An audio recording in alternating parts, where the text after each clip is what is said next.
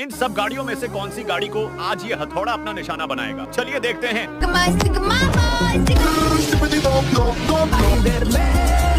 मुझे लगता है यही वो गाड़ी है, लेकिन इसे देखने से पहले बेटा, मुझे देखकर इग्नोर मत करना।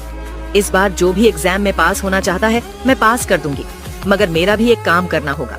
तुम्हें इस वीडियो को एक लाइक और चैनल को सब्सक्राइब करना होगा और 5 सच्चे मित्र को शेयर करना होगा। और मेरे बेटे जाते जाते कमेंट में सरस्वती माँ लिख दो। यही थी वो गाड़ी, इसका तो हथौड़े ने पापड़ बना दिया।